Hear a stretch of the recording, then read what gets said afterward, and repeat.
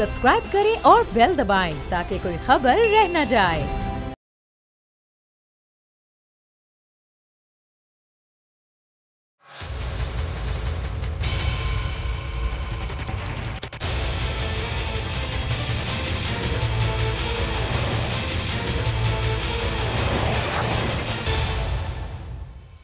अस्सलाम वालेकुम, आप देख रहे हैं प्रोग्राम बस बहुत हो गया। मैं हूं अरबाब जहांगीर। कोरोना की तेज होती दूसरी लहर ने मुल्क भर में एक बार फिर से सख्त लॉकडाउन लगने का इशारा दे दिया है। आज वफाकी वजीर तालीम शफकत महमूद ने 26 नवंबर से 10 जनवरी तक स्कूल बंद रखने का ऐलान कर दिया, जिसके बाद 11 जनवरी से तालीमी इदारे दोबारा खोले जाएंगे। अपोजिशन ने कल पेशावर में जलसा किया और मौलाना फजल रहमान ने मुल्क को हकीकी पाकिस्तान बनाने का वादा करते हुए हुकूमत के खिलाफ जंग का ऐलान कर दिया। उन्होंने कल क्या कहा, जरा ये सुनिए। अब कोरोना के खिलाफ जंग जिससे इस वक्त पूरी दुनिया लड़ रही है और पाकिस्तान में इसकी दूसरी लहर इस वक्त तेजी से फैल रही है और दिन ब दिन अमवात में भी इजाफा हो रहा है, उसके खिलाफ जंग में पीडीएम का मौकिफ कुछ अलग ही मौकिफ है। क्या मौकिफ है ये भी सुनिए। तो ये शाहिद खाकान की गुफ्तगू आप सुन रहे थे। राना सना ने तो इससे भी एक कदम आगे जाकर बताया कि जलसों से कोरोना फैलता ही नहीं। कल जलसे के बाद वो हमसे ही गुफ्तगू कर रहे थे। क्या कह रहे थे, जरा सुनिए राना सनाउल्लाह की गुफ्तगू। कोरोना बिल्कुल नहीं फैलता। अच्छा, ये प्रोपेगेंडा जो है ये गवर्नमेंट कर रही है। सारी चीजें जो है उनको एनालाइज किया है। हम देख रहे हैं गुजरांवाला में जलसा हुआ तो कोरोना सबसे ज्यादा गुजरांवाला में होना चाहिए था, लेकिन गुजरांवाला में कोई कोरोना की लहर नहीं आई। लेकिन हुकूमत इससे बिल्कुल मुख्तलिफ मौक़िफ़ रखती है और जलसों पर पाबंदी लगा चुकी है। खैबर पख्तूनख्वा हुकूमत ने अपोजिशन और जमात इस्लामी के जलसों की इजाज़त नहीं दी। इसके बावजूद भी ये जलसे हुए। कल जलसा हो जाने के कई घंटे बाद भी कामरान बंगश साहब बिल्कुल वही गुफ्तगू कर रहे थे जो उनकी जलसे से पहले थी। जलसे के बाद की गुफ्तगू आप उनकी सुनिए। पैंडेमिक रिलीफ्स है जो फर्स्ट वेव में हमने बनाई थी, उसमें मुख्तलिफ सजाएं मेंशन है, तो वो हम अप्लाई करेंगे लाजिमन। इनको अरेस्ट भी करेंगे केसेस जो इन्होंने आज कानून के खिलाफ, आज के जो जलसे की कॉज है उसको बेस बनाकर इनको हम कानून के तहत सजाएं दिलवाएं। अब आज वज़ीर आज़म की ज़ेर सदारत कोविड-19 से मुतालिक बड़ा अहम इजलास हुआ, जिसमें वज़ीर आज़म ने कोरोना SOPs पर हर सूरत अमल दरामद की हिदायत की और कहा कि जो भी SOPs पर अमल दरामद में गफलत करेगा ऐसा किसी सूरत कबूल नहीं किया जाएगा। अब सवाल ये पैदा होता है तो पिछले 4-5 रोज़ में खैबर पख्तूनख्वा में 3 जलसे हुए हैं और हुकूमती रिट को शदीद चैलेंज वहाँ पर किया गया। SOPs की खुल्लम खुल्ला वहाँ पर खिलाफ वर्जी हुई है, लेकिन अभी तक किसी के खिलाफ कोई कार्रवाई नहीं हुई। क्या इसकी वजूहत हैं, जानने की कोशिश करते हैं। ज़रताज गुल साहिबा वज़ीर मुमलिकत हैं मौसमियाती तब्दीली की, पाकिस्तान तहरीक इंसाफ की सीनियर रहनुमा हमारे साथ मौजूद हैं। ज़रताज साहब बहुत शुक्रिया प्रोग्राम के लिए, आपने वक्त निकाला। पिछले 5 रोज़ में खैबर पख्तूनख्वा में 3 जलसे हो चुके हैं। इंतज़ामिया ने इजाज़त नहीं दी थी, उसके बावजूद हज़ारों की तादाद में लोग जमा हुए, अभी तक कोई कार्रवाई भी नहीं हुई। SOPs को भी वहाँ फॉलो नहीं किया गया था। तो फिर हुकूमत क्या कर रही है? किसी खास के खिलाफ कार्रवाई नहीं होती? अभी कोई आम अगर खिलाफ वर्जी करे तो उसके खिलाफ फौरी कार्रवाई की जाएगी?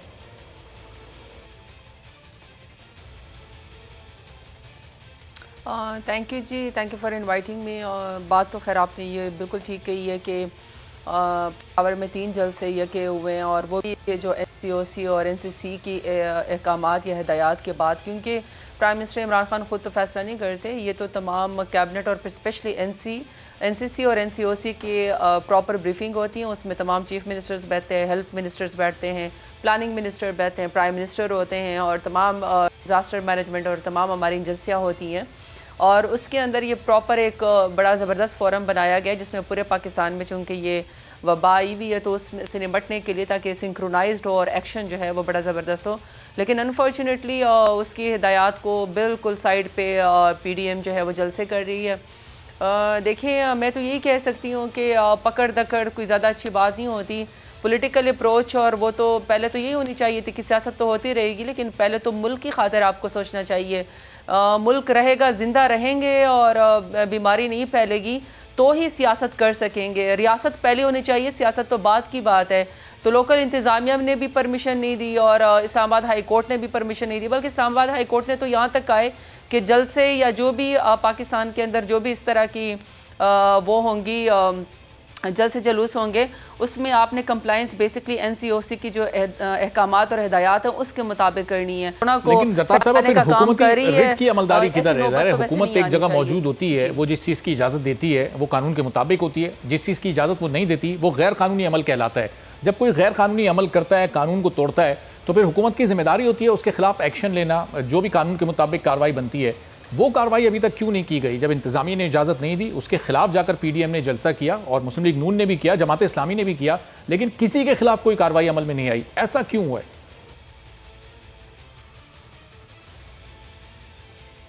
जी ठीक कह रहे हैं आप। मैंने तो पहले भी आपको कहा है कि देखें, असूली तौर पर तो ये होना चाहिए कि जो एनसीओसी और गवर्नमेंट की जो हिदायत हैं और उसके अंदर ये कि शादी हॉल में 300 से ज़्यादा लोग ना हो, SOPs का ख्याल रखें, मास्क का ख्याल रखें, और जो आपको कोरोना वायरस के अंदर जो आपके अहकामात दी गई हैं उसके अंदर ये कि इवन शादी हॉल के अंदर भी नहीं होगा, ओपन एयर के अंदर, ओपन स्पेस के अंदर होगा ताकि आप सोशल डिस्टेंसिंग बरकरार सकें। आज शफकत महमूद साहब जो फेडरल मिनिस्टर फॉर एजुकेशन, उन्होंने प्रॉपर जो है वो प्रेस कॉन्फ्रेंस की और अर्ली है वो उसकी सर्दियों की छुट्टियां बच्चों को दे दी गई हैं, ऑनलाइन क्लासेस होंगी, इम्तहानात जो हैं वो कुछ मुलतवी कर दिए गए हैं और ऑफिस के अंदर तादाद जो है वो 50% की कमी की गई है। ऐसे में ये बड़ा अफसोसनाक बिहेवियर है जो हमारी अपोजिशन पार्टी है, क्योंकि ये वो अपोजिशन पार्टी है जो पहले कहती होती थी कि पूरा मुल्क लॉकडाउन कर दें, सख्त से सख्त कर्फ्यू लगा दें, और अब जब सेकेंड वेव आई है तो कह रहे हैं कि जी हमें जलसे करने की इजाज़त दी जाए, बल्कि धड़ल्ले से जलसे भी कर रहे हैं। तो क्या ये जानबूझ के चाहेंगे कि पाकिस्तान में खुदा न ख्वास्ता इतनी ज़्यादा पेंडेमिक फैल जाए जिसकी वजह से हमें माशी सरगर्मियाँ ख़त्म करनी पड़े और लोग कहत और भूख से मरेंगे? तभी तो प्राइम मिनिस्टर इमरान खान ने फरमाया है कि फिर इसकी जिम्मेदारी PDM पे होगी। देखिए कल कैबिनेट मीटिंग है और कल कैबिनेट मीटिंग में ज़रूर ये बात डिस्कस होगी कि फिर वायलेशन जो स्पेशली जो जल से जलूस और जो PDM स्पेशली कर रही है और उनके जो बड़े मुज़क्क़ाखेज़ किस्म के बयानात हैं और वो खुला SOPs की धज्जी उड़ा रहे हैं और वो बिल्कुल इस चीज़ को खातर में नहीं ला रहे हैं, तो फिर इसके बारे में क्या करना चाहिए? सो आई विल बी एबल के अगर जो PDM बिल्कुल गवर्नमेंट के और जो SOPs के ख़िलाफ़ और हाई कोर्ट की बात के ख़िलाफ़ जो जा रही हैं, इसके बारे में गवर्नमेंट का मज़ीद क्या लाइमल होना चाहिए? तो अरबाब साहब be able to answer you after tomorrow, cabinet की मीटिंग है एंड आई एम श्योर ये बात पहले इसके अंदर डिस्कस होगी और बहुत तेज़ी के साथ अब ये फैल रही है। गुज़िश्ता 2 रोज़ में 80 के करीब लोग इस वक्त अपनी जान से जा चुके, 5000 से ज़्यादा केसेस सामने आ चुके। कल राना सनाउल्लाह जलसे के बाद गुफ्तगू हमसे कर रहे थे, वो कह रहे थे जलसों से कोरोना फैलता ही नहीं। फैसल करीम कुंडी भी साथ थे, वो ये कह रहे थे कि अगला जलसा इससे भी बड़ा होगा मुल्तान में, चूंकि पीपल्स पार्टी वहाँ होस्ट करी एक बार फिर जलसे को। तो ये लोग तो नहीं रुकने वाले, हुकूमत को ही कोई एक्शन लेना पड़ेगा, कुछ करना पड़ेगा, वरना तो ये फिर कोरोना तो इस तरह से बहुत ज़्यादा शदीद हो जाएगा और नुकसान तो सिर्फ आवाम का हो रहा है, लेकिन जिम्मेदारी तो हुकूमत पर है।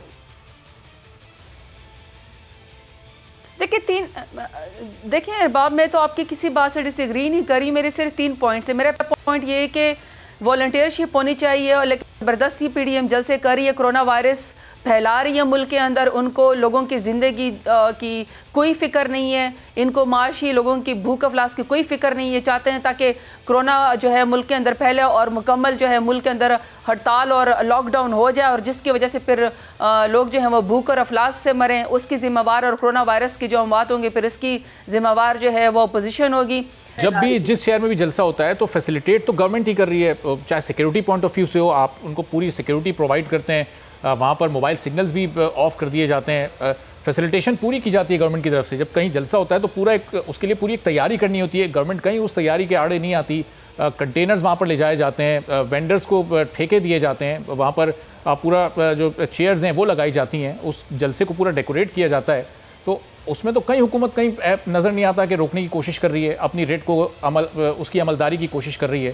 तो आप चाहें तो इन तमाम चीज़ों को भी रोक कर इसको कर्टेल कर सकते हैं सिचुएशन को।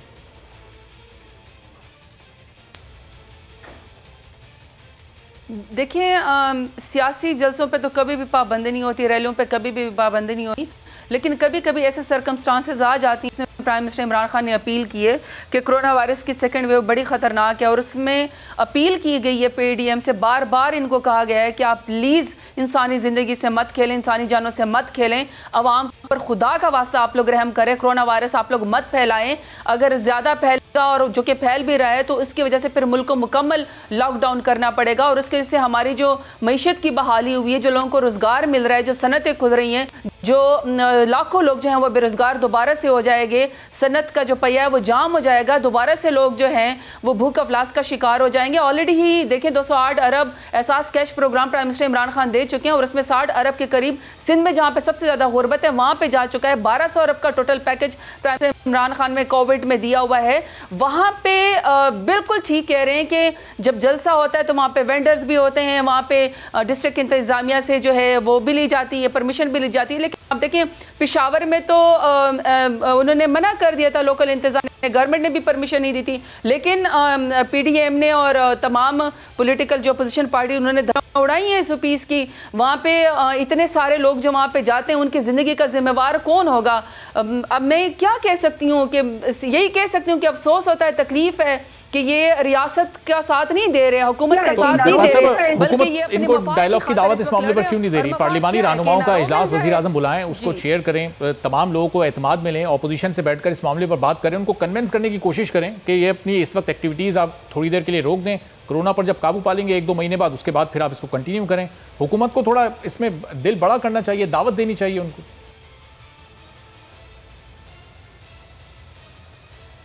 देखिए अरबाब, हुकूमत का तो दिल बड़ा ही है, इसलिए तो कोई पकड़ दकड़ नहीं हुई, कोई सियासी इंतकाम का किसी को निशाना नहीं बनाया, किसी को अभी तक जेल नहीं हुई कि ये खुलम खुला धज्जियाँ उड़ा रहे हैं, वायलेशन कर रहे हैं, लेकिन इसके बावजूद भी हुकूमत ने किसी को इंतकाम का निशाना नहीं बनाया। लेकिन हम अपील भी ही बार बार कर रहे हैं, जहाँ तक आपने ये बात की कि जी हुकूमत का दिल बड़ा होना चाहिए और अपोजिशन पार्टियों से बात करनी चाहिए। देखिए अपोजिशन के लिए या मुल्क के लिए या दुनिया के लिए अभी सेकेंड वेव आई, ये कौन सी नई बात है? NCOC का जब इजलास होता है तो उसमें तमाम चीफ मिनिस्टर्स बैठते हैं, तमाम स्टेक होल्डर्स बैठते हैं, तमाम वो बैठते हैं, इसके अंदर इदारे बैठते हैं, इसके अंदर जो है वो हेल्थ मिनिस्टर बैठते हैं, और वो तमाम पार्टियों को और तमाम प्रोमिसेस को जो है वो ऑन बोर्ड लिया जाता है। और NCC का बाकायदा जब इजलास होने के बाद प्रॉपर प्रेस कॉन्फ्रेंस होती है, क्वेश्चन एंड आवर आंसर होता है, और ये पब्लिक कर दिया के बाद प्राइम मिनिस्टर इमरान खान भी खुद अपील करते हैं, डायरेक्ट आवाम से खिताब करते हैं और सिचुएशन बताई जाती है। या तो ये कि सिचुएशन को पर्दा डाला गया हो,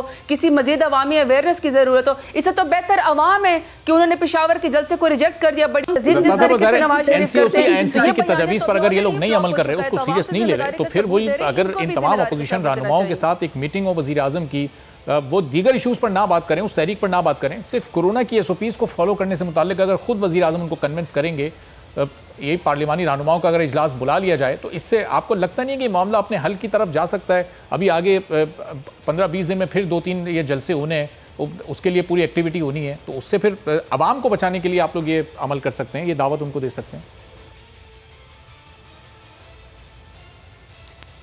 देखिए अरबाब, सीधी सी बात है, मैं पहले कह चुकी हूँ कि इस वक्त पेंडेमिक कोई नई चीज़ नहीं है, दुनिया इसकी लपेट में, ये सेकंड वेव है, सारी दुनिया बाखबर है, पूरा पाकिस्तान बाखबर है, पूरी अपोजिशन बाखबर है।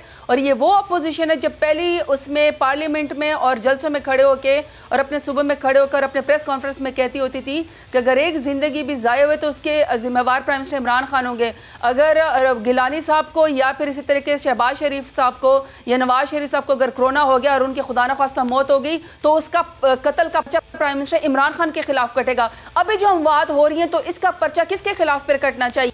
या फिर मुज़क्किर किस्म के बयानात जो दे रहे हैं, जिस तरीके से कि जी कोरोना भाग जाता है जब PDM का जलसा होता है या जलसों में फैलता नहीं है, तो इसकी जिम्मेवारी कौन हो गया? देखिए जो हल्कों से इलेक्ट होकर आते हैं, अवाम उनको फॉलो करती है, कम हो फॉलोवर, ज़्यादा फॉलोवर हो, लेकिन वोटर्स फिर भी होते हैं और उनकी बात जो है अवाम उसको फॉलो करते हैं। अगर इस तरह के मुज़क्किर बयानात देंगे तो ये तो काम नहीं आएंगे। तो 12 शऊर की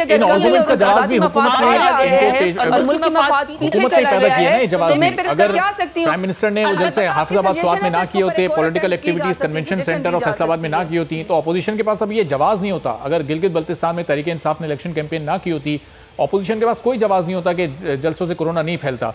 अब वो ये जवाब इसलिए पेश कर रहे हैं चूंकि ये हुकूमत इन 5-6 एक्टिविटीज में खुद इन्वॉल्व रही है।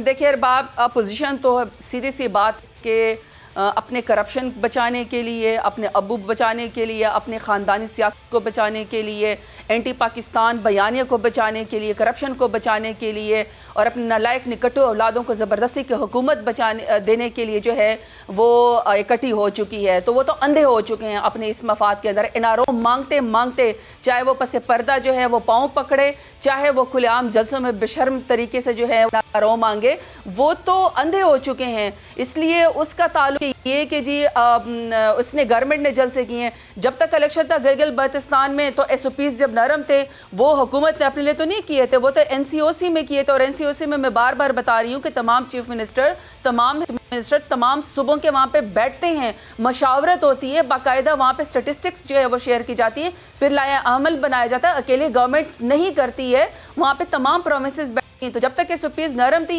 देखिए पहले कहा कि जी स्मार्ट लॉकडाउन किया जाए, प्राइम मिनिस्टर इमरान खान ने कहा तो स्मार्ट लॉकडाउन किया। WHO ने कहा कि पेंडेमिक से पाकिस्तान की लीड बाय द एग्जांपल, अच्छी पाकिस्तान उस तरीके से निमट रहा है। उसके बाद जब सेकंड वेव आई तो फिर अब जो एनसीओसी कह रहा है कि अब जी इलेक्शन खत्म हो गया, आप लोग कुछ टाइम के लिए अपने जज जो हैं या पब्लिक गैदरिंग को खत्म कर दें, तो गवर्नमेंट ने तो सबसे पहले प्राइम मिनिस्टर इमरान खान ने रशाकई का जलसा जो है वो खत्म किया है। तो जब तक एसओपीज का नरम करने को गया था तो उस वक्त नरमी थी, अब जब सख्त करने का गया तो गवर्नमेंट तो वो करी। तो ये तो कोई जवाब नहीं है कि आप अपने नारोब बचाने के लिए और अपने करप्शन बचाने के लिए पाकिस्तान के लोगों को आप जो उनकी जिंदगी दाव पे डालें और आप इस तरह की बयानबाजी करें कि चूंकि हुकूमत ने पहले जलसे किए थे। तो भाई गिलगित बल्तिस्तान में तो सबने जलसे किए, उसके बाद ही एनसीओसी की अहकामात आई है, तो उसके ऊपर गवर्नमेंट ने सबसे पहले अमल किया है। सीनियर रहनुमा मौसमियाती तब्दीली की वजीर हमारे साथ मौजूद थी और यही कह रही थी कि अपोजिशन से हुकूमत की यही अपील है कि इन जलसे जुलूसों और तहरीक पर फिलहाल एक फुल स्टॉप लगाया जाए, थोड़ा वक्फा लेकर आ जाएं और जब कोरोना की सूरत हाल बेहतर हो जाए तो उसके बाद फिर इस तहरीक को वो चाहे तो कंटिन्यू कर सकते हैं। उवैस कादिर शाह साहब पीपल्स पार्टी के सीनियर रहनुमा हमारे साथ मौजूद हैं।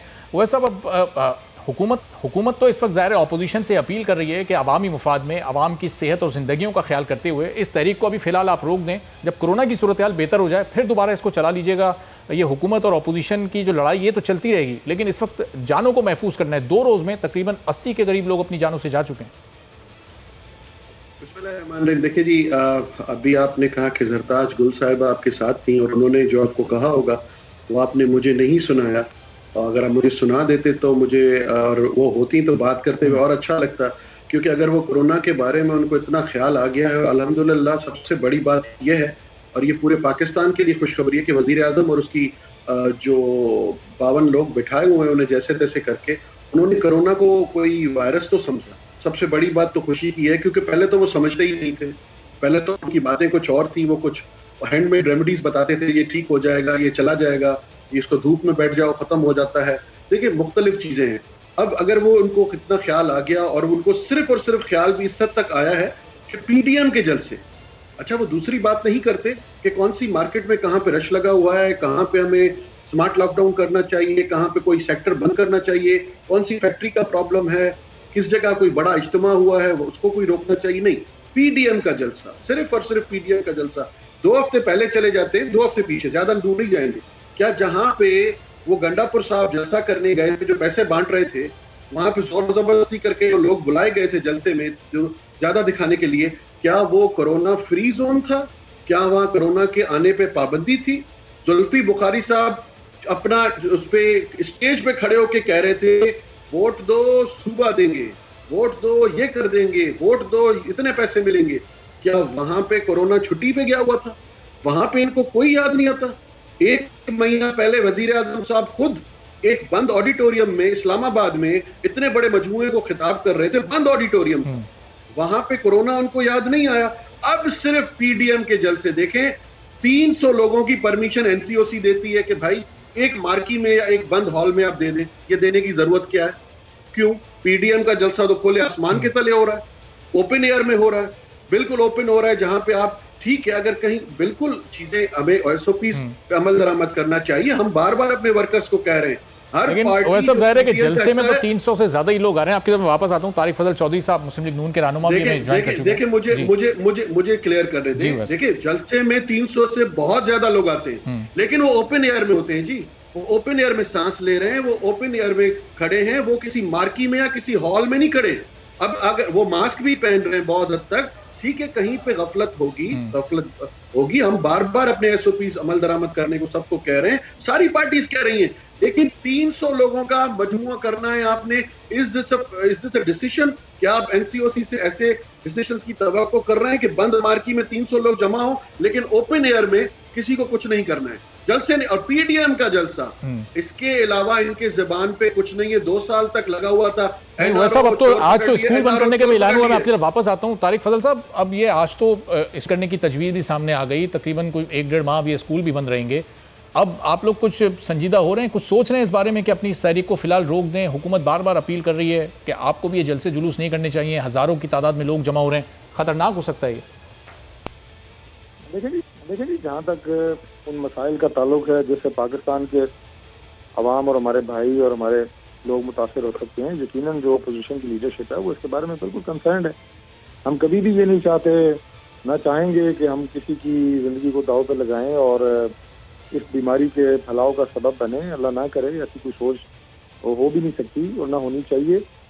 लेकिन जब हुकूमत की दावों की बात आती है तो सबसे पहले मैं ये कहूँगा कि अगर हुकूमत जो तकरीबात उन्होंने खुद मुनक़्क़द की, मैं गिलगित बल्तिस्तान की तमाम इलेक्शन कैंपेन से लेके इमरान खान साहब के अपने जलसों को भी शामिल करते हुए ये कहूँगा कि अगर वो उन सबको मनसूख करते, न सिर्फ एज ए गुडविल जेस्चर बल्कि अपनी संजीदगी इस कॉज के साथ दिखाने के लिए, तो अपोजिशन के पास कोई ऑप्शन ना रहती सिवाय इसके कि वो अपने तमाम प्रोग्राम जो है वो मनसूख कर दे। लेकिन एक ज़बान से जब गवर्नमेंट ये कहेगी कि कोरोना की वबा फैल रही है और अवामी इज्तिमा जो है वो नुकसानदेह हैं, और दूसरी ज़बान से प्राइम मिनिस्टर अपना ऐलान कर रहे हो कि फ़लाँ जगह मेरा जलसा हो रहा है, फ़लाँ जगह उनके वज़ीर तकरीर कर रहे हैं अवामी इज्तिमा से, तो फिर उनके जो बयानात हैं उसके अंदर संजीदगी नज़र नहीं आती और आपको ये तासुर मिलता है कि हुकूमत ये सारी बातें इसलिए कर रही है ताकि जो PDM के बड़ी तादाद में अवामी इज्तिमात हो रहे हैं उनको रोकने की नीयत से ये सारा प्रोग्राम जो है हुकूमत दे रही है। ठीक है, चलिए तारिक साहब, मैं आता हूँ आपकी तरफ। ज़रा पार्लिमानी रहनुमाओं का इजलास अगर हुकूमत या वज़ीर आज़म बुलाते हैं तो उसमें फिर आप लोग शिरकत करेंगे नहीं? आपसे पूछता हूँ उवैस कादिर साहब, मुल्तान में आप लोग जलसे की तैयारी कर रहे हैं, जलसे को होस्ट करने की, और कराची में मुख्तलिफ इलाकों में आप लोग लॉकडाउन लगा रहे हैं, तो ये दो अलग अलग पॉलिसियाँ नहीं हो गई? मुल्तान में आप लोग लोगों को बुला रहे हैं कि आए जलसे में शिरकत करें, और कराची में आप लोगों को महदूद कर रहे हैं उनके इलाकों तक। देखिए जी, जिस तरह तारिक साहब ने कहा कि हमारी PDM की जो स्टीयरिंग कमेटी है और PDM के अंदर जो सारी जमातों के हमारी लीडरशिप है मौजूद है, वो सारी इन चीज़ों को ओवरव्यू भी कर रहे हैं, वो इन सारी चीज़ों से अवेयर भी हैं। और आप जिस तरह कह रहे हैं कि पार्लिमानी जमातों का कोई इजलास होगा और उसको वज़ीर आज़म साहब बुलाएंगे, देखें अगर ये बात फेडरल गवर्नमेंट इतना ही सीरियस है और इमरान खान साहब खुद इतना ही सीरियस हैं, तो पहले ये पहले इम्प्लीमेंट उनको खुद को करना चाहिए। क्या अब सिर्फ आके PDM के जलसे पे, PDM के इज्तिमात पे सिर्फ ये पाबंदी लगी है कि 300 लोगों में और 30,000 लोगों में तो फर्क होता है ना? आप लोग तो दावा करते हैं कि 50,000 लोग, 1 लाख लोग जलसे में आए, हजारों लोग। अरबाब साहब, मैं तो ये सुनना चाह रहा था, बहुत अच्छा किया आपने ये ऑन एयर बोल दिया कि 50,000 लोग, 30,000 लोग, क्योंकि गवर्नमेंट के लोग तो कहते हैं कि 5,000 से ज्यादा लोग ही नहीं आते इनके जलसे में। तो ये अच्छा हुआ, थैंक यू वेरी मच, आपने कम से कम एक काउंटिंग तो बता दी, इससे उनके भी जरा दिमाग में से कुछ चीजें निकल जाएंगी। देखिए SOPs, कोई भी पार्टी PDM में लीडरशिप बिल्कुल इस चीज को वो नहीं करेगी कि हम किसी की जान से खेलें या कोई भी ऐसे खतरात जो आगे चल के इस मुल्क के लिए हो या हमारे लोगों के लिए हो, ऐसा कोई इकदाम नहीं उठाया जाएगा। हमारी कोशिश है कि हम SOPs को फॉलो करवाएं। हम सारे पार्टीज के जितने भी रिप्रेजेंटेटिव्स हैं, जितने हमारे वर्कर्स जाएंगे, हमारी कोशिश होगी कि वो मास्क जरूर पहने। ठीक है उवैस कादिर साहब, तारिक फजल साहब जरा रुकिएगा, यहाँ एक ब्रेक लेते हैं। ब्रेक के बाद जब वापस आते हैं तो कुछ नैब की कारकर्दगी पर बात करेंगे। उवैस कादिर शाह साहब पर नैब की कार्रवाई चल भी रही है, उसकी भी कुछ डिटेल्स आपसे शेयर करेंगे एक ब्रेक के बाद।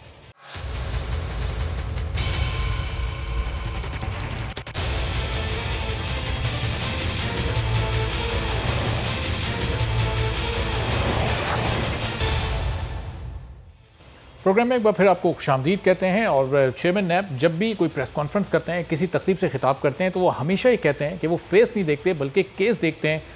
लेकिन हकीकत इसके कुछ बरक्स दिखाई देती है, चूँकि अपोजिशन के बहुत सारे रहनुमाओं पर इस वक्त नैब केसेस चल रहे हैं, जबकि हुकूमत के खिलाफ जो केसेस हैं उनकी रफ्तार खासी सुस्त है।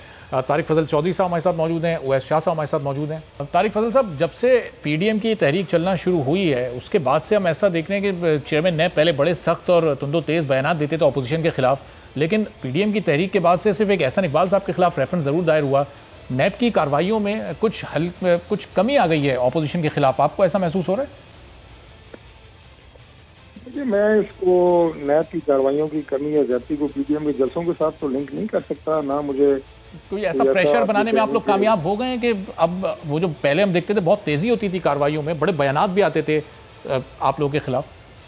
नहीं, वो सवाल आपका वही है, अल्फाज सिर्फ आपका मुख्तलिफ है, लेकिन मैं दोबारा आपको ये अर्ज कर रहा हूँ कि मैं उसको इससे लिंक तो नहीं कर सकता। लेकिन ये ज़रूर बात है कि नैब की जो कार्रवाइयाँ हैं वो जो अपोजिशन के लीडर्स हैं, उनके रहनुमा हैं, उनके खिलाफ तो आपको बहुत तेज़ी से नज़र आती हैं, और बहुत सारे ऐसे रेफरेंसेस जो जाके आला अदालतों के अंदर नैब को उसमें शर्मिंदगी का सामना करना पड़ा, क्योंकि आला अदालतों ने कहा कि क्या मुकदमात हैं, साद रफीक साहब का मुकदमा, सलमान रफीक साहब का मुकदमा, शाहिद खकान अब्बासी का मुकदमा, जब ये हायर फॉर्म्स के ऊपर डिस्कस होते हैं जो जुडिशल कोर्ट्स में, तो वहाँ पे नैब के पास कोई दलाइल नहीं होते कि वो बता सके कि ये मुकदमात किस बुनियाद पे कायम किए गए हैं। और आला अदालतों ने अपने फैसलों के अंदर ये लिखा है कि ये तो हमें सियासी इंतकाम की बुनियाद के ऊपर दर्ज मुकदमात नजर आते हैं।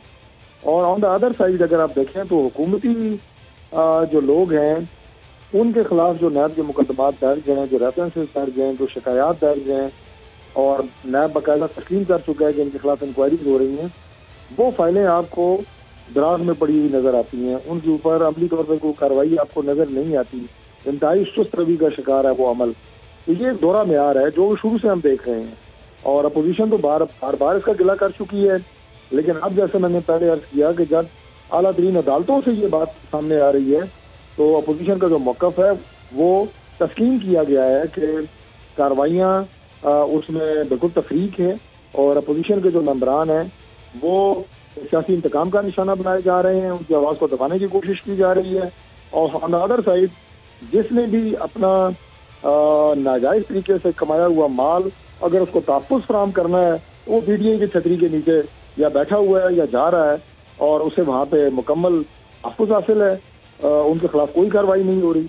ये जो आटा और चीनी का स्कैंडल है, पाकिस्तान की तारीख में इससे बड़ा स्कैंडल कोई नहीं होगा कि आपने जनाब चीनी बाहर कैसे भेजी, फिर किस रेट के ऊपर आपने दोबारा इंपोर्ट की, आटे की आप सूरत हाल देख लें। ये मिसमैनेजमेंट नहीं है, ये बाकायदा सोची समझी और साजिश प्लान के तहत। जब तक जहांगीर तरीन साहब मुल्क से बाहर थे, आप लोगों की जानिब से ज़ाहिर बात भी की जाती थी कि उनको वापस आना चाहिए, हुकूमत उनको भी वापस लेकर आए। वो वापस तो आ गए, लेकिन अफसोस की बात है कि अभी तक ना उससे पहले तो उनको तलब किया भी जा रहा था, लेकिन उनके वापस आने के बाद उन्हें किसी इदारे ने तलब नहीं किया, ना कोई कार्रवाई हुई, ना अभी तक कोई ऐसा अमल देखने में आया। बिल्कुल नहीं करेंगे उन्हें। नहीं, आप बड़ी अजीब बात कर रहे हैं। आपको इस बात का इल्म होना चाहिए कि उनका ताल्लुक जो है वो पाकिस्तान तहरीक इंसाफ से है।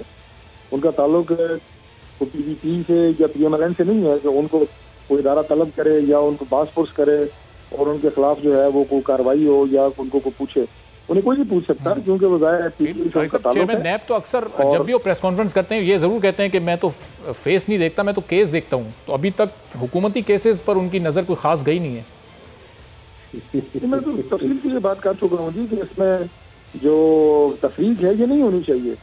और वो इंसाफ के बारे में ये कहा जाता है, और बिल्कुल सही कहा जाता है कि इंसाफ वो नहीं है कि जो ज़बानी तौर पे कहा जाए। इंसाफ वो है जो आपको होता हुआ नजर आए। और अगर हुकूमती लोगों के खिलाफ, और मैं सिर्फ एक केस की बात नहीं कर रहा, बहुत सारे और ऐसे केसेस हैं जो हुकूमत में बैठे हुए लोगों के ऊपर कायम है, जो वजीर हैं उनके ऊपर कायम है, जो मुशीरान हैं उनके ऊपर कायम है, लेकिन वो किसी के कानों पे जूं नहीं रेंग रही। ये बात पाकिस्तान के जो अवाम है अच्छे तरीके से वाकिफ है, इनको पता है उन्हें कि ये क्या जो है इम्तियाजी सलूक किया जा रहा है। और ज़्यादा देर तक आपको पता है ये मामला चलते नहीं है। जो हुकूमत में लोग होते हैं वो समझते हैं कि शायद ये बातें कभी भी कोई नहीं करेगा, ये केसेस कभी भी नहीं खुलेंगे। ये यकीनन खुलेंगे। अरबों रुपए की करप्शन के केसेस तारिक साहब इस वक्त पीपल्स पार्टी की हुकूमत पर भी बने हुए हैं, और ओवैस कादिर शाह साहब हमारे साथ ही मौजूद हैं। तो इनसे मुतालिक भी कुछ डिटेल्स सामने आई हैं कि आमदन से जायद असासों और चुंगियों के जरिए करोड़ों रुपए की गैर कानूनी टैक्स वसूली की तहकीकात ओवैस कादिर शाह साहब के खिलाफ चल रही है।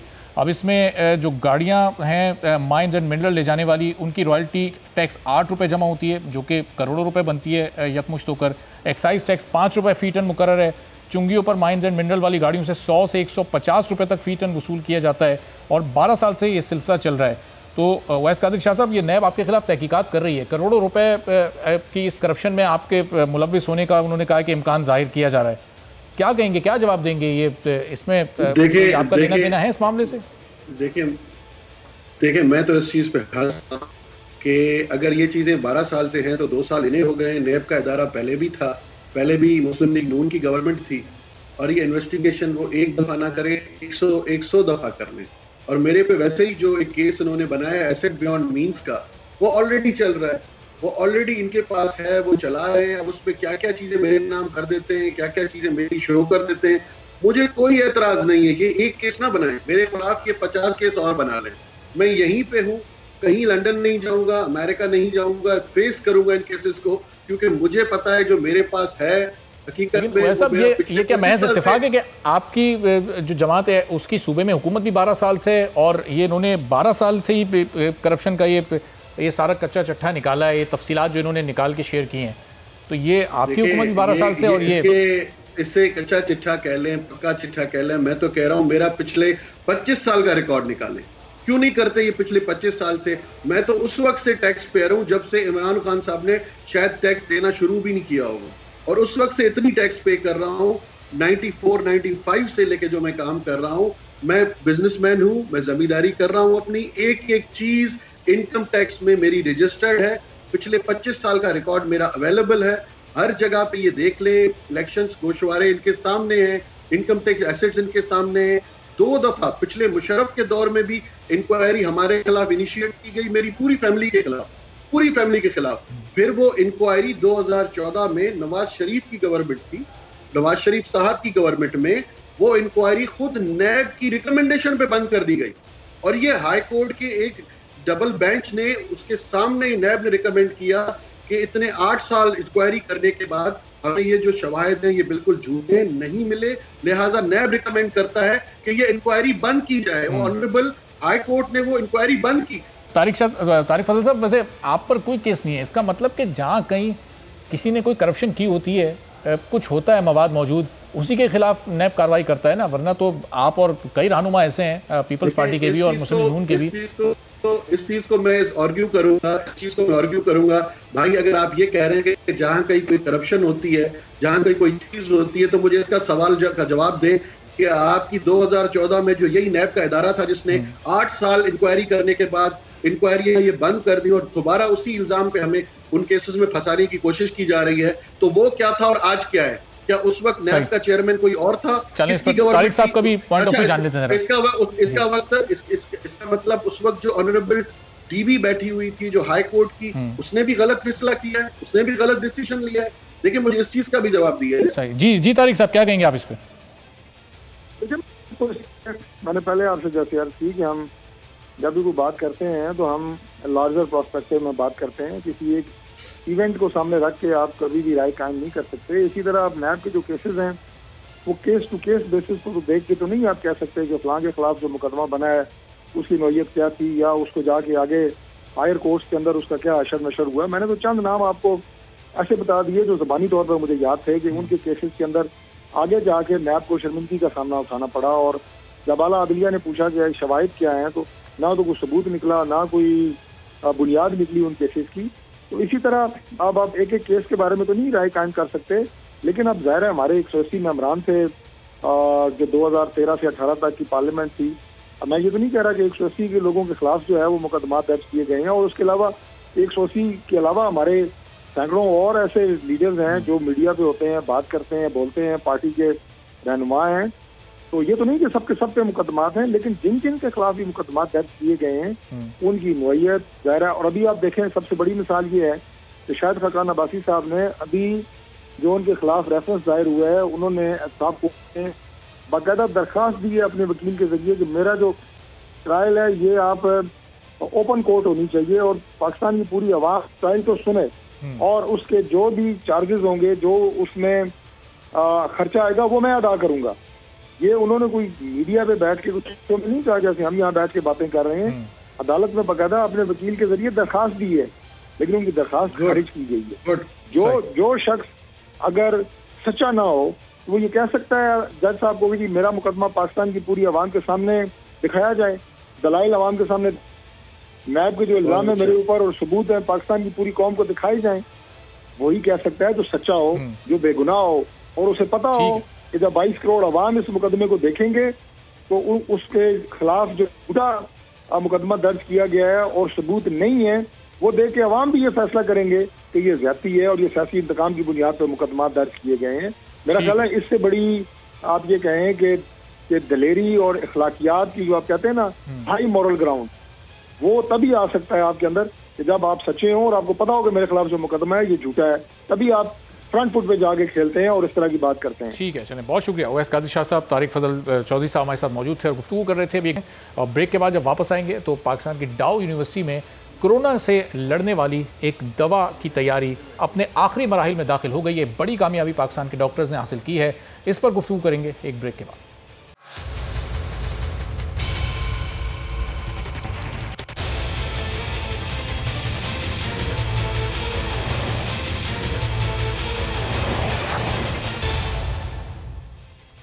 प्रोग्राम में एक बार फिर आपको खुशामदीद कहते हैं। और अमेरिका और रूस के बाद बरतानिया ने भी कोरोना वैक्सीन बनाने का दावा कर दिया है। बरतानवी वजीर आजम बोरिस जॉनसन का कहना है कि ऑक्सफोर्ड यूनिवर्सिटी की तैयार की गई वैक्सीन 90% तक कारआमद है और बाकी वैक्सीन के मुकाबले में काफ़ी सस्ती है। कोरोना वैक्सीन की तैयारी में कामयाबी के बाद ये वैक्सीन जल्द से जल्द पाकिस्तान मंगवाने के लिए हुकूमत ने कोरोना वैक्सीन की फंडिंग के लिए आलमी इदारों से राब्तों का फैसला कर लिया है। वजारत सेहत फंडिंग के लिए वर्ल्ड बैंक, एशियाई तरक्याती बैंक और यूनिसेफ से राब्ता करेगी, जबकि ECC पहले ही कोरोना वैक्सीन की एडवांस बुकिंग के लिए 150 मिलियन डॉलर्स की मंजूरी दे चुकी है। कोरोना वैक्सीन की तैयारी और इसकी अहमियत अपनी जगह, लेकिन इससे भी ज़्यादा अहम इस वक्त कोरोना से सेहतयाब करने वाली दवा है। और पाकिस्तान की डाउ यूनिवर्सिटी में कोरोना से जान बचाने वाली दवा के कामयाब क्लिनिकल ट्रायल के बाद दवा की तैयारी अब आखिरी मरहले में दाखिल हो गई है। इस दवा पर काम करने वाले डॉक्टर्स ये बता रहे हैं कि क्लिनिकल ट्रायल के दौरान कोरोना की शदीद अलामात में मुब्तला मरीजों की रिकवरी 60% रही है, जबकि कोरोना के वो मरीज जिनमें शिद्दत कम पाई जाती है उनमें इस दवा से रिकवरी का रेट 100% रहा है। इस दवा यानी IVIG पर काम का आगाज वाइस चांसलर डाउ यूनिवर्सिटी प्रोफेसर सईद कुरैशी की हिदायत पर मार्च में शुरू हुआ था, जब कोरोना की फर्स्ट वेव बहुत तेजी इख्तियार कर रही थी। और डाउ यूनिवर्सिटी ने IVIG दवा बनाने का ऐलान अप्रैल के दूसरे हफ्ते में कर दिया था।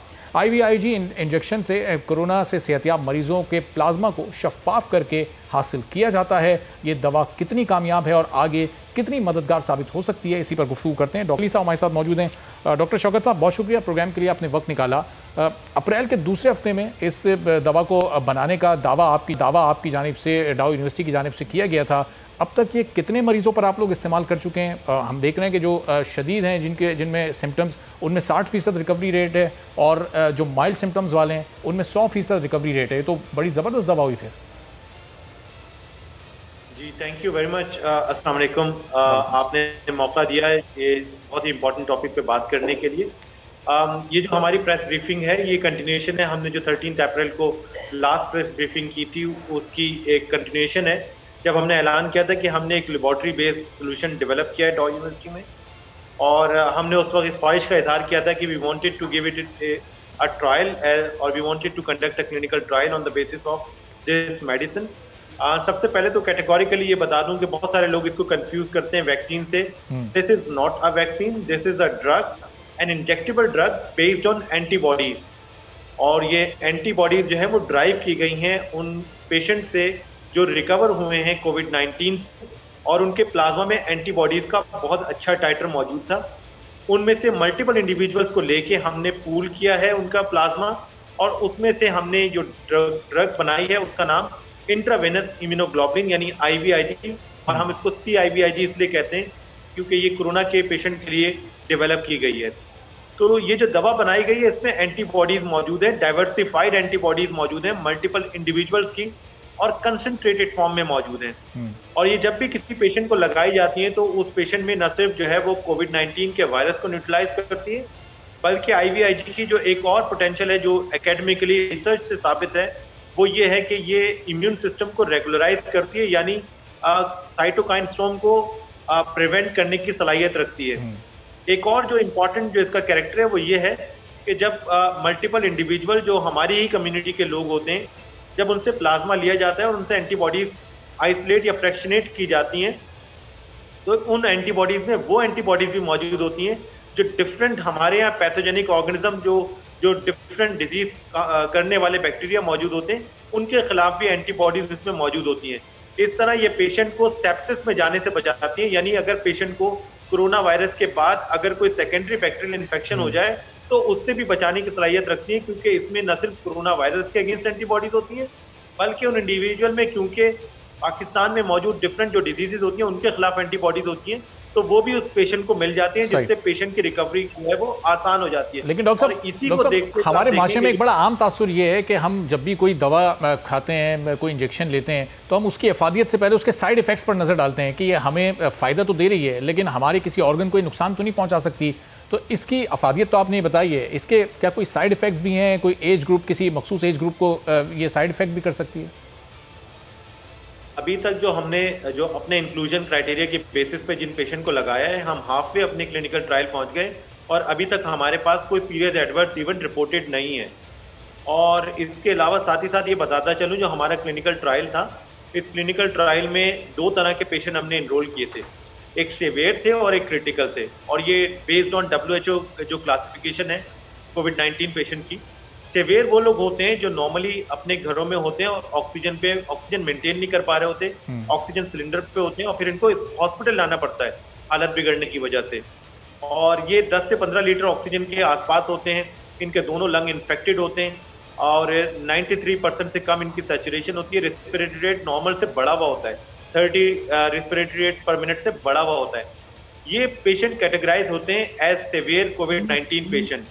और इन पेशेंट को जो है ये किसी भी वक्त जो है वो ICU में दाखिल हो सकते हैं। एक तो ये पेशेंट थे और दूसरे पेशेंट होते हैं क्रिटिकल, उनके भी यही कैरेक्टर होते हैं, इसके अलावा कि वो ICU में दाखिल हो चुके होते हैं, CPAP, BiPAP या वेंटिलेटर पे होते हैं। तो हमने सेवियर और क्रिटिकल दोनों तरह के पेशेंट लिए थे इसमें, और जो देखने में आया वो ये कि 100% रिकवरी हमने देखी है सेवियर पेशेंट में। यानी वो पेशेंट जो ICU का पेशेंट बन सकता था, उसको 100% रिकवरी मिली है IVIG से। जबकि वो पेशेंट जो ऑलरेडी ICU चला गया और उसको हमने इन्फ्यूज किया, तो वहां पर हमें 60% जो है वो सही। और डॉक्टर साहब, ये इस दवा की पूरी रिसर्च, पूरी प्रिपरेशन पे तैयारी का पूरा मरहला पाकिस्तान में ही हुआ है या कहीं किसी दूसरे मुल्क के डॉक्टर से आप लोगों ने कोई हेल्प ली, मदद ली, या इसको मुकम्मल तौर पर पाकिस्तान में ही तैयार किया गया? सबसे फख्र की बात यही है अल्हम्दुलिल्लाह कि हमारा इंडिजिनसली डेवलप सोल्यूशन है। और उससे भी ज़्यादा फ़ख्र की बात जो बहुत कम लोगों को पता है, जो मैं आज टीवी चैनल पे बता भी रहा हूँ डिफरेंट, जब हमने 13 अप्रैल को हमने अनाउंस किया था, तो हमने यही बताया था कि we were the first to announce success in it. 13 अप्रैल को हमने अनाउंस किया था। 6 अप्रैल को दुनिया की 6 बड़ी कंपनीज जो ब्लड प्रोडक्ट बनाती हैं, उन्होंने अनाउंस किया था कि 6 बड़ी कंपनीज, कोई जापान में थी, कोई जर्मनी में थी, कोई अमेरिका में थी। इन कंपनीज ने एक मर्जर अनाउंस किया था कि हम सब मिलके ये काम करेंगे, और इनकी अनाउंसमेंट 6 अप्रैल को आई थी। जबकि 13 अप्रैल को हम ऑलरेडी अपनी सक्सेस अनाउंस कर चुके थे। उसके बाद ये जो तरीका इलाज है, हमारे अलावा NIH अमेरिका भी कर रहा है और उनका भी ट्रायल चल रहा है, और इजराइल में भी ये ट्रायल चल रहा है। मगर दुनिया में जो है इस क्लिनिकल ट्रायल को रजिस्टर कराने वाले जो वेबसाइट है clinicaltrials.gov, जो दुनिया की सबसे बड़ी रजिस्ट्री है क्लिनिकल ट्रायल की। और डॉक्टर साहब, चूंकि पाकिस्तान इसमें फर्स्ट था, और इस अनाउंसमेंट के बाद क्या दुनिया के कुछ मुल्कों ने, खासतौर पर वो जो पाकिस्तान के दोस्त मुल्क हैं, उनमें से किसी ने आप लोगों से, गवर्नमेंट ऑफ पाकिस्तान से रब्ता किया इससे मदद लेने के लिए? अभी तक हमारे पास, क्योंकि इस वक्त दुनिया में वैक्सीन का शोर मचा हुआ है, अभी तक हमें जो है वो गवर्नमेंट के कुछ लोगों ने जो है ना वो कांटेक्ट किया है, जो रेगुलेटर्स हैं उन्होंने कांटेक्ट किया है। इसके अलावा अभी तक कोई कांटेक्ट नहीं किया गया है। हमारी ख्वाहिश ये है कि जो हम क्लिनिकल ट्रायल यहाँ डॉ यूनिवर्सिटी में कर रहे हैं, क्योंकि हमने ये सिग्निफिकेंट डेटा देखा है, तो हम ये चाहते हैं कि इस सिग्निफिकेंट डेटा की बेसिस पे जो है इस सोल्यूशन को हम वाइड स्प्रेड करें। और पाकिस्तान में ये सिर्फ हम डॉ यूनिवर्सिटी में ना दे रहा हूँ, बल्कि मुझे तो परसों से कॉल्स आ रही हैं, कराची से, बाहर से भी आ रही हैं, मुल्क के तमाम पार्ट से आ रही हैं, कराची से भी आ रही हैं, और लोग जो है वो अपने अजीजों को लगवाना चाहते हैं। लेकिन जो सबसे अफसोस की बात है वो ये है कि जो प्लाज्मा, जो इसका रॉ मटेरियल है, कन्वेंशन प्लाज्मा, उन लोगों का प्लाज्मा जिनके पास एंटीबॉडीज मौजूद है, वो हमारे पास उसकी शदीद किल्लत है। और डॉक्टर साहब, ये डाउ मेडिकल यूनिवर्सिटी में, हॉस्पिटल में, क्या ये फ्री ऑफ कॉस्ट इसको लगाया जा रहा है जो पेशेंट्स वहाँ पर आ रहे हैं, या इसको कुछ चार्ज भी कर रहे हैं आप लोग? बिल्कुल, जो है डॉ यूनिवर्सिटी में जहाँ पे ये क्लिनिकल ट्रायल चल रहा है, वहाँ पे हम फ्री ऑफ कॉस्ट इन्फ्यूज कर रहे हैं पेशेंट को। जितने भी पेशेंट्स को अब तक मिली है, फ्री ऑफ कॉस्ट मिली है, और क्लिनिकल ट्रायल में हमारा इरादा यही है कि हम इसको फ्री ऑफ कॉस्ट इन्फ्यूज करेंगे। और डॉक्टर साहब, बड़े फख्र की बात है कि IVIG अनाउंस करने वाला, बनाने वाला और उसका कामयाब क्लिनिकल ट्रायल करने वाला पाकिस्तान पहला मुल्क है। तो अब वैक्सीन के हवाले से पाकिस्तान में क्या काम हो रहा है, खासतौर पर आपकी यूनिवर्सिटी और आप लोग क्या काम कर रहे हैं? क्या वैक्सीन दरियाफ्त करने वाला ही पाकिस्तान पहला मुल्क बन सकता है? पाकिस्तान में मैं आपको बताता चलूँ कि पाकिस्तान में जो है हमारे पास जो है कैपेबिलिटी कई सालों पहले शायद वैक्सीन डेवलपमेंट की थी, लेकिन over the period of time जैसे जैसे दुनिया मॉडर्नाइज होती रही, हमारे पास जो है वो यहाँ पर फैसिलिटीज बजाय आगे जाने के किसी भी वजह से जो है वो पीछे जाती रही, जिसकी वजह से पाकिस्तान में वायरल वैक्सीन की डेवलपमेंट का कॉन्सेप्ट ही लूज हो गया। क्योंकि वायरल वैक्सीन ह्यूमन वायरसेस पे काम करने के लिए बहुत ही सोफिस्टिकेटेड फैसिलिटीज चाहिए होती हैं। तो हमारे पास पाकिस्तान में जो है ना, वक्त के साथ साथ जब दुनिया मॉडर्नाइज हुई और ये कॉन्सेप्ट हुए कि रेगुलराइज बहुत ही सोफिस्टिकेटेड वायरल कल्टीवेशन की फैसिलिटीज होंगी, तो हम पाकिस्तान उस वक्त उस कैटेगरी में कहीं पे भी फॉल नहीं करते थे। यही वजह है कि हमारे पास कोई कैपेसिटी बिल्डिंग इस हवाले से नहीं थी कि हम वायरल वैक्सीन कर सकते। अभी रिसेंटली लास्ट 2-3 ईयर्स में कुछ इदारों ने अपने पास वायरोलॉजी के लैब्स एस्टेब्लिश किए हैं। इसके अलावा पाकिस्तान में पिछले कई सालों से जना इस सिलसिले में कोई काम नहीं हुआ था, जिसकी वजह से हमारी कोई कैपेसिटी बिल्डिंग नहीं थी। सही। ये जो हमने सक्सेस यहाँ डॉ यूनिवर्सिटी में की है, उसकी एक वजह ये है कि डॉ यूनिवर्सिटी में हम ऑलरेडी जो है वो ब्लड बेस्ड प्रोडक्ट पे काम कर रहे थे। हमारी पिछले 5 साल से कैपेसिटी बिल्डिंग थी, सही, जिसको हमने सिर्फ चैनलाइज किया कोविड-19 की तरफ। सही। तो इसीलिए बहुत ही इंपॉर्टेंट होता है कि कैपेसिटी बिल्डिंग किसी ऑक्सफोर्ड यूनिवर्सिटी ने जिस वैक्सीन की बात हुई है, बात की है, जो कि 90% कारामद है, वो भी बता रहे हैं, उस वैक्सीन पर कोई रिसर्च पाकिस्तान में की गई है? आप लोगों ने उसको देखा है? कोई उसके बारे में आपके पास कोई इन्फॉर्मेशन है कि वो कितनी कारामद है? देखिए, कोविड-19 में एक खुशाइंद अमल तो ये हुआ है कि हमारे यहाँ एक रुझान पैदा हुआ है कि इंडिजिनसली चीज़ों को डेवलप किया जाए, और उस पर कई इदारे जो है ना वो काम कर रहे हैं और डिफरेंट एस्पेक्ट पे काम कर रहे हैं। ट्रीटमेंट पे भी काम कर रहे हैं, कुछ लोग सैनिटाइजर पे भी काम कर रहे हैं, और भी जो पीपीईज बनाने वाली कंपनीज है, हर तरह के जो है इंडिजिनस डेवलपमेंट पे काम हो रहा है। इसमें सबसे खुशाइंद अमल ये रहा कि वैक्सीन, पाकिस्तान अभी वैक्सीन शायद डेवलप करने की सलाहियत तो नहीं रखता, लेकिन इस बार हमें जो है क्लिनिकल ट्रायल जरूर मिले इंटरनेशनल।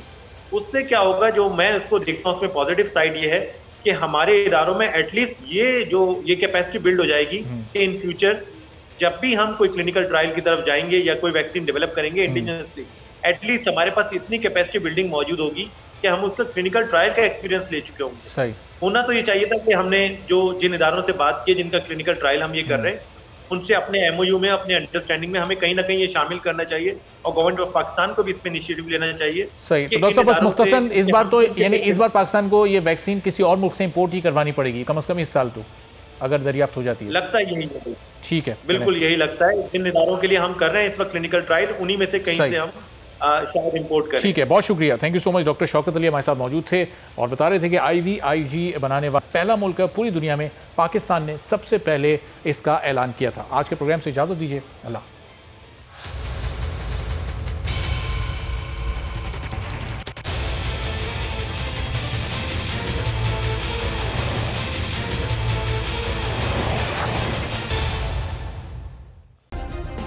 सब्सक्राइब करें और बेल दबाएं ताकि कोई खबर रह न जाए।